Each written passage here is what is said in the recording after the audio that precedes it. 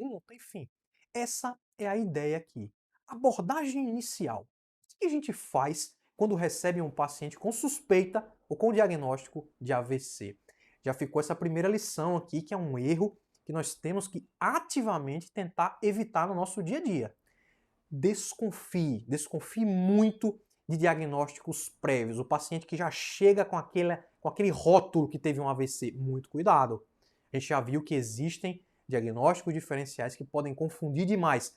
Tira a história de novo, faz a anamnese, começa do zero, tira a tua impressão. Aqui vê primeiro o exame de imagem, pode ser até deletério, como nós vimos há poucos minutos atrás. Poxa, Wagner, então como que é aí? Fala rapidamente da suspeita de AVC, de acidente vascular cerebral, encefálico, várias sinonímias aqui. A suspeita ela é relativamente simples. Do ponto de vista do dia a dia, do ponto de vista prático, você tem uma alteração neurológica, um sinal neurológico focal, muitas vezes conhecido. Se ele for de instalação súbita, é vascular, acidente vascular cerebral. Então, lato sensu aqui, essa é a suspeita do AVC. Evento neurológico de instalação súbita, de repente, de uma hora para outra, em poucos segundos, em poucos minutos. Aqui é um pouco diferente de infarto, por exemplo, né? A gente sabe, os quadros vasculares, eles são sempre súbitos de forma geral. Ah, uma dor abdominal súbita, isso pode ser um aneurisma na aorta abdominal. Uma dor na perna súbita, isso pode ser, por exemplo, uma isquemia vascular periférica. Uma dor torácica súbita, pode ser um aneurisma de aorta dissecante, pode ser um infarto agudo do miocárdio. O cérebro é a mesma coisa no cérebro. Se você tem uma manifestação neurológica súbita, tem que lembrar da possibilidade de AVC, acidente vascular cerebral. Então isso aqui é chave. No cérebro é um pouco mais difícil, porque além dessa questão do tempo ser fundamental, a instalação súbita, tire isso na história bem, pergunte o paciente, estava bem, começou de repente, foi de uma hora para outra, era previamente funcional, rígido, foi que horas do dia ali, geralmente o paciente ele vai te falar. Além da questão da instalação súbita, que é fundamental para a suspeita, o cérebro ele é muito extenso e a depender do local afetado, a manifestação clínica vai ser completamente diferente. Então a gente sabe, infarto agudo do miocárdio, basicamente ali dor torácica. Tem as características típicas, atípicas, mas é basicamente dor torácica. No cérebro não. Primeiro que muitas vezes pode nem doer. Tudo bem, existem acidentes vasculares cerebrais que podem cursar com cefaleia súbita, por exemplo. HSA é um protótipo, é um subtipo de AVC hemorrágico. Mas grande parte das vezes não dói, inclusive.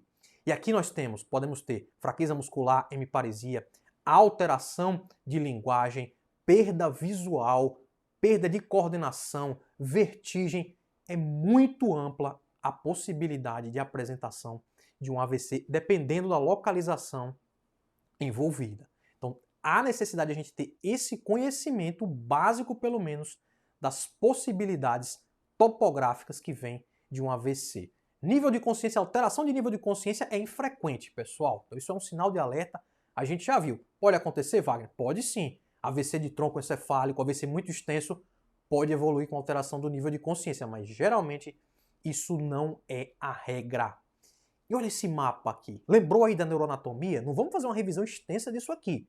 Vocês, a gente já sabe, grande parte de vocês dominam, mas é interessante a gente construir esse conhecimento pelo menos básico. A peculiaridade do cérebro, do encéfalo, é essa aqui.